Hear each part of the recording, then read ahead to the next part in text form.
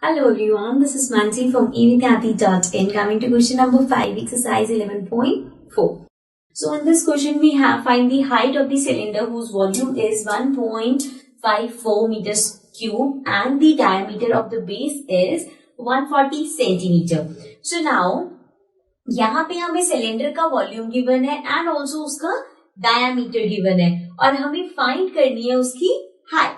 सो सबसे पहले वॉल्यूम का फॉर्मूला क्या होता है? It is pi r square h. So this means यहाँ पे जो हमें वॉल्यूम गिवन है that is 1.54. This will be equal to pi की वैल्यू होगी 22/7. नेक्स्ट है आर स्क्वायर. तो आर कैसे निकालेंगे? डायामीटर है हमारे पास 140 सेंटीमीटर. सो रेडियस हो जाएगा 140/2. That will be 70.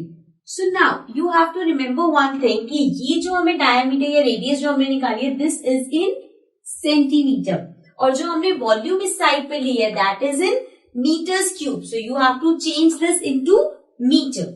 Now 1 meter equals to 100 centimeter, right?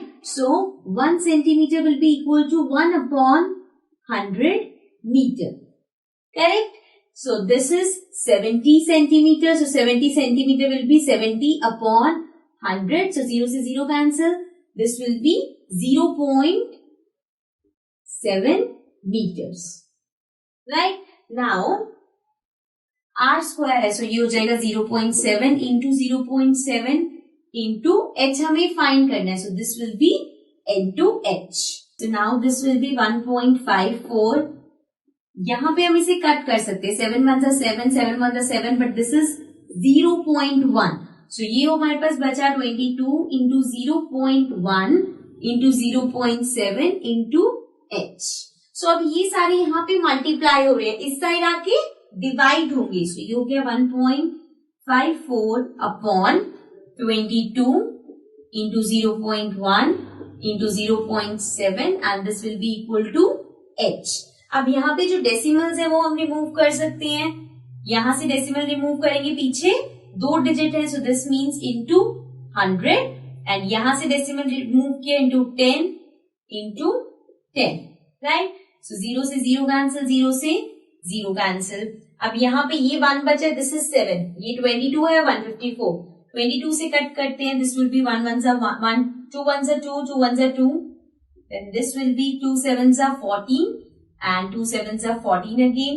उसके बाद 7 बचा है, 7 1s are 7. This will be 1 1 and 11 से 11 cancel. So हमारे पास बचा h equals to, we can see यहाँ पे सारे नंबर्स कट हो गए हैं. So this means h is equals to 1 meter, right? So we have to find the height. The height is 1 meter.